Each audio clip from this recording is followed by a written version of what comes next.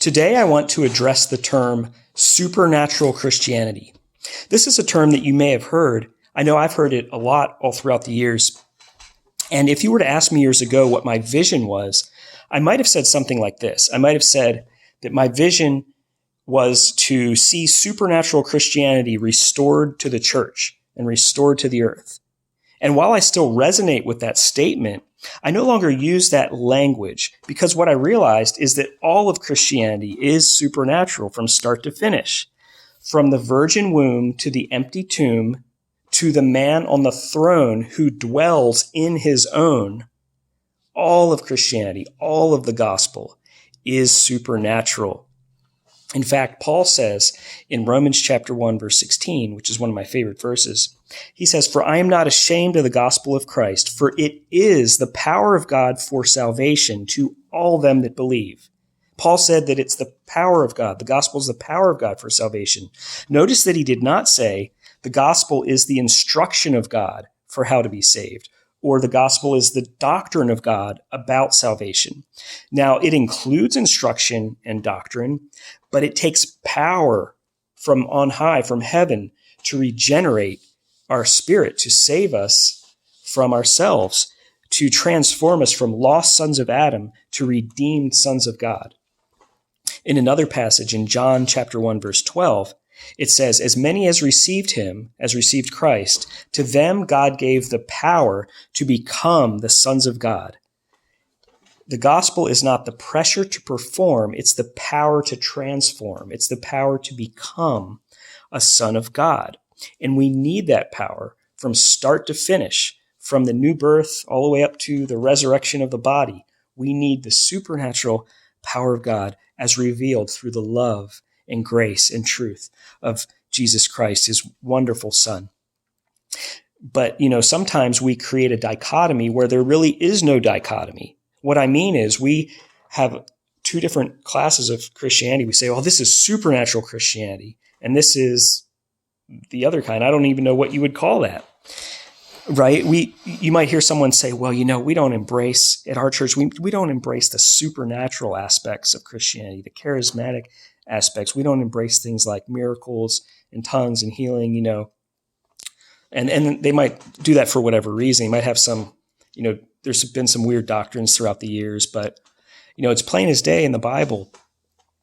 And one thing that in that kind of environment where they exclude the gifts of the Spirit, what's interesting is they still include the fruit of the Spirit, right? Love, joy, peace.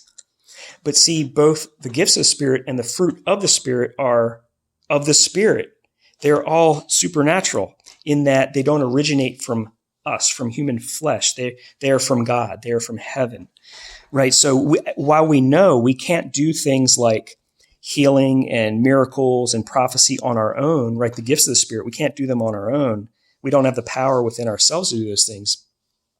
At the same time, we do not have the power to produce the fruit of the Spirit: love, joy, peace, patience, and so on.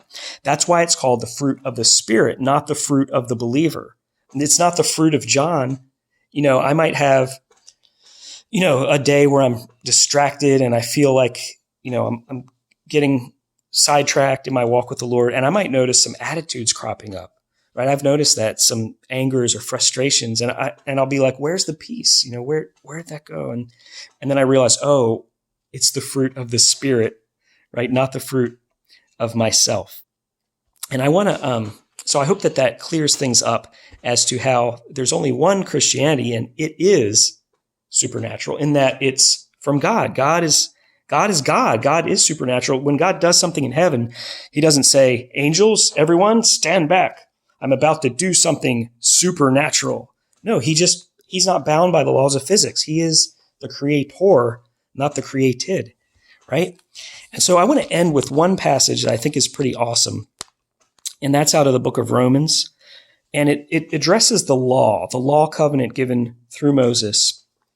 And it was the covenant, as you know, where God gave a bunch of commands to his people through Moses, and they were powerless to obey them. They needed power. They needed supernatural power. And they failed to uphold their end of the covenant. And that's why Jesus had to come. And in Romans chapter 8, verse 3 and 4, it says this: For what the law could not do, in that it was weak through the flesh, God did by sending his own Son in the likeness of sinful flesh.